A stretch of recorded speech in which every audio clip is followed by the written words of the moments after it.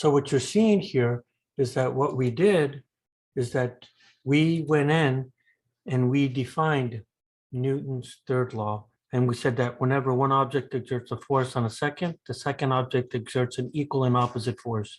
So I could imagine that I have a red block 1 and a green block 2 that are coming at each other.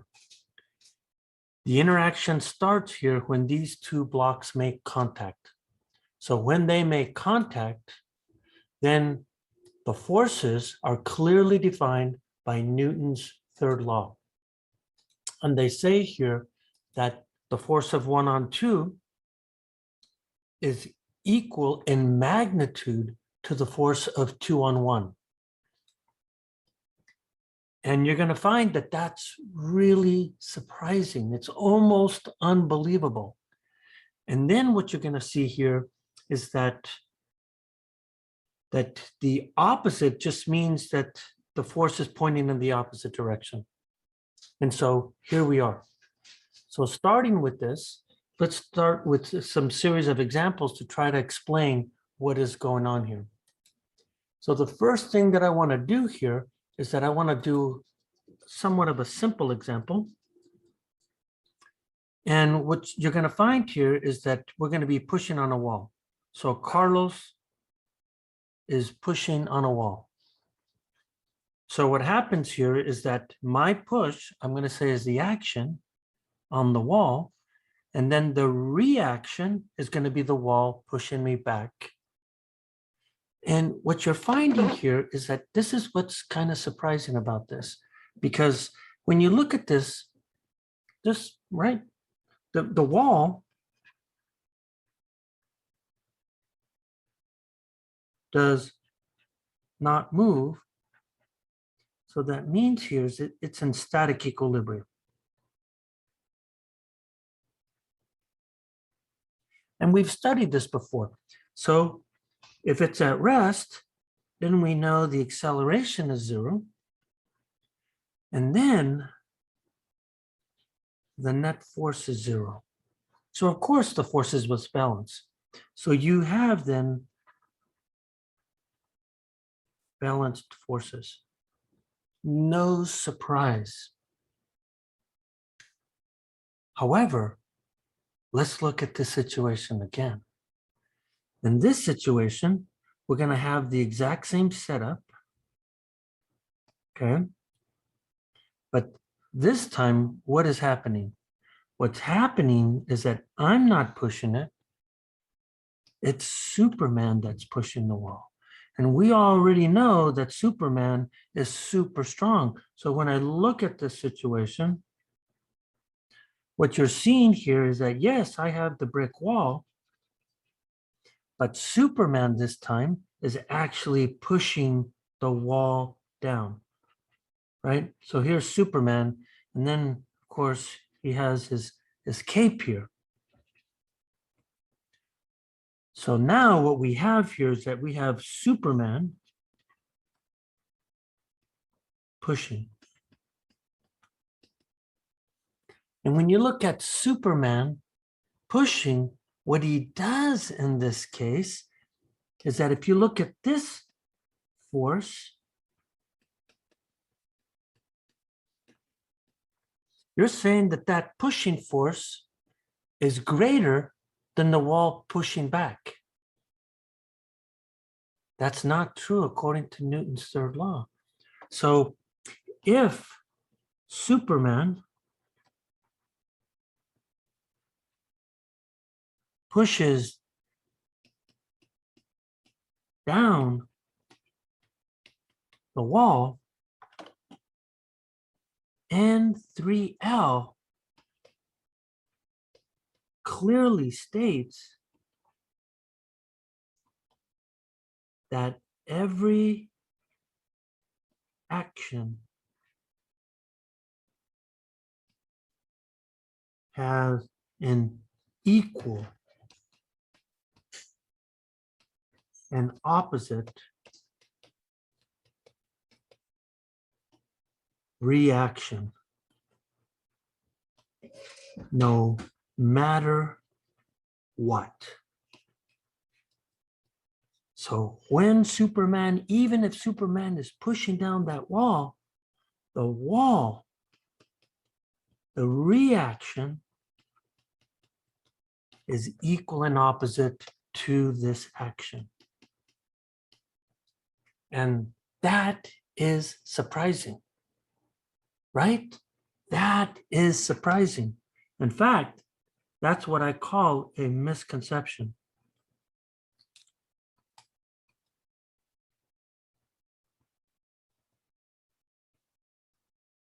Because the misconception is here is that in everyday language,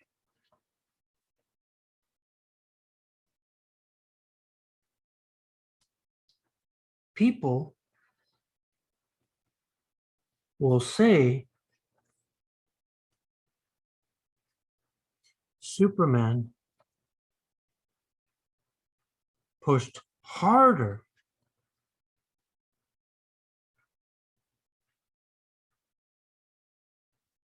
on the wall, and that caused the wall to fall, right? He pushed harder on the wall than the wall pushed back. And I'm saying, nope, this is not correct. Newton's third law is experimentally battle tested without any doubt. That wall is pushing back just as hard as Superman is pushing forward. So something must be wrong with everyday language. And that is true. To keep moving in this direction, we could do the following thing here, right? We could talk about our second example. We could talk about kicking a ball.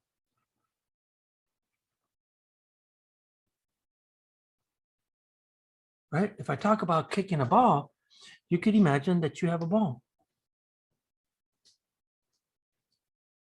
And here's the ball that you're going to kick. Let's say you're kicking a blue ball. So then what happens here is that here's your foot. And when you're looking at this foot that's about to kick the ball here, what is it that you're seeing here? Well, there's an interaction between these. So what happens? The force of the foot on the ball must be the action, right? But then Newton's third law says that the ball hits the foot with equal force, called the reaction. So if I start to look at this thing, it says what? So N3L then says that the force of the foot on ball must equal in magnitude the force of the ball on foot. If I'm looking at this system. So these two forces are equal in magnitude, but what's the big difference? That minus sign. That minus sign just tells me that it's what? An opposite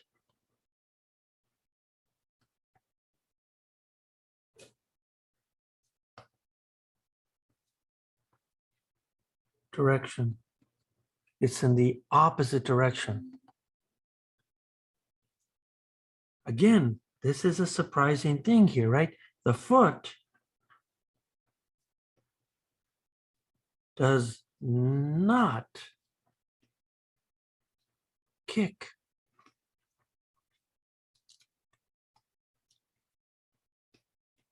the ball harder,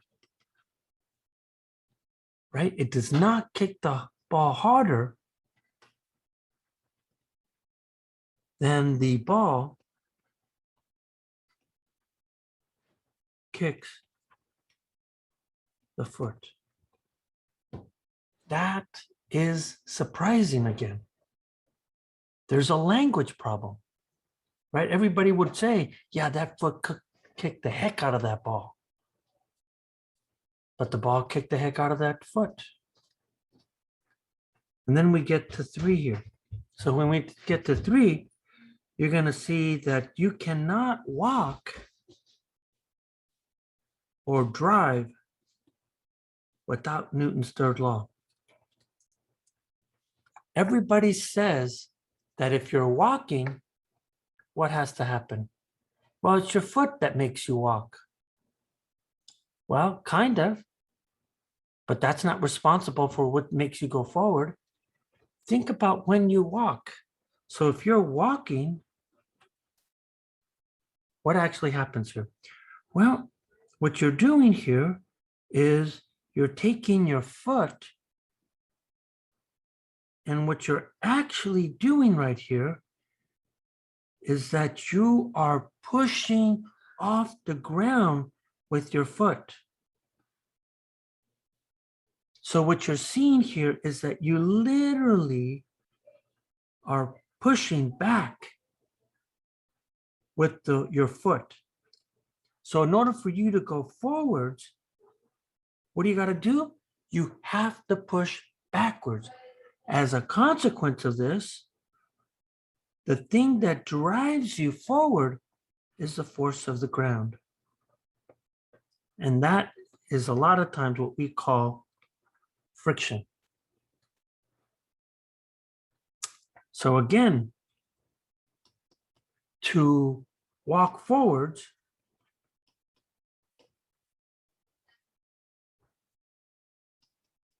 you must push off backwards.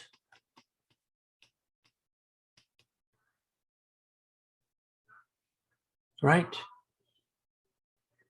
So then if I ask this question, what pushes you forward?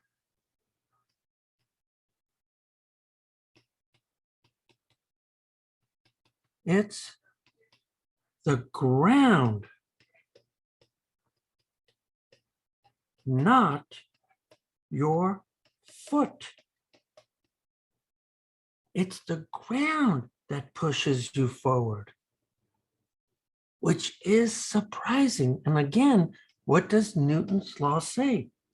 That the force of your foot on the ground must be equal to the force of the ground on foot.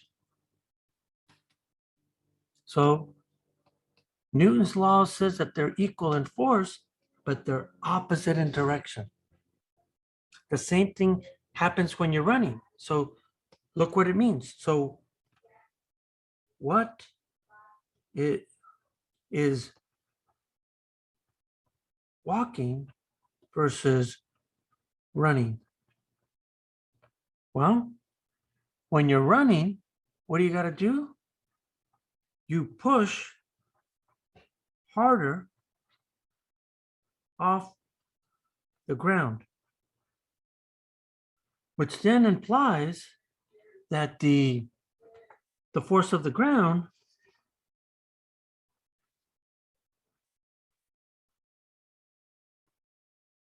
pushes you harder in the forward direction, right? That's what it means to run. So the difference between walking and running is that your foot pushes harder off the ground so that the ground could push you harder forwards. The same thing was when you're driving a car. And what's interesting about driving a car, when you actually look at the details, you, of course, have a tire on the ground. And you know what a lot of people say? That it's the engine that makes you go forward. That's utterly false. Because when you look at the tire, the tires which contact on the road, not the engine. So it's the tires that make you go forward. Now, I agree that the engine is what makes the tires turn, but the engine is not in contact with the ground. So if you're driving your car, and let's say that you have this car here,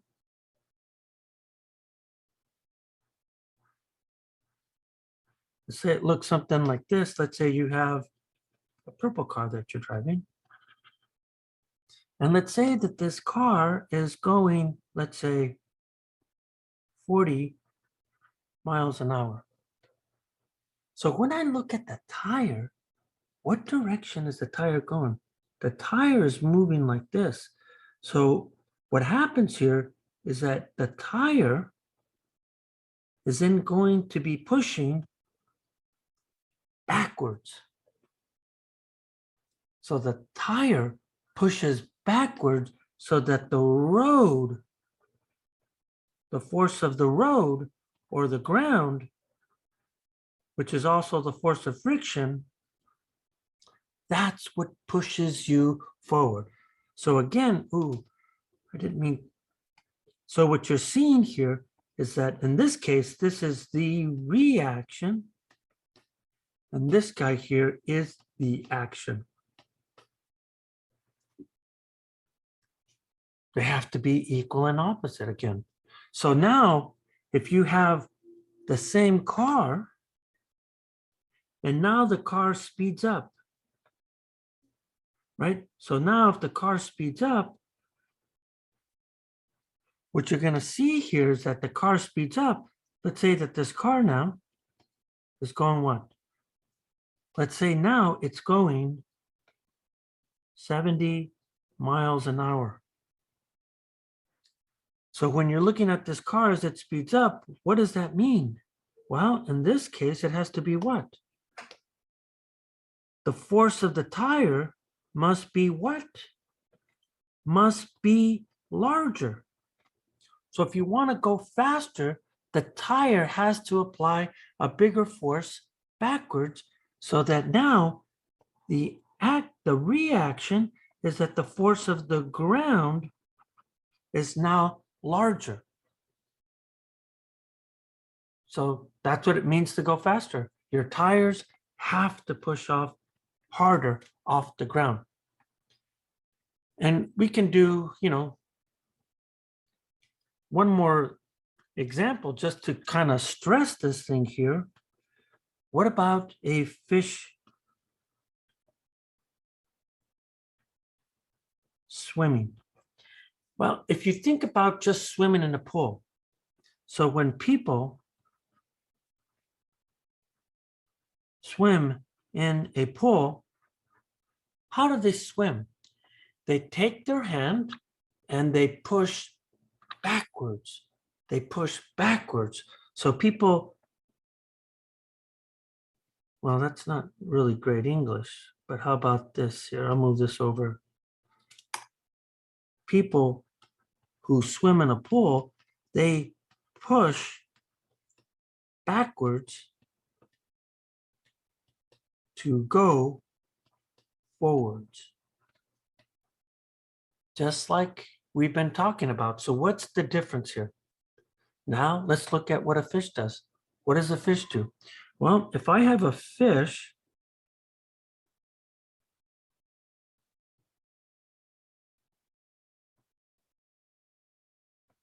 and I'm thinking about this fish here, what the fish is going to do here is it has a fin.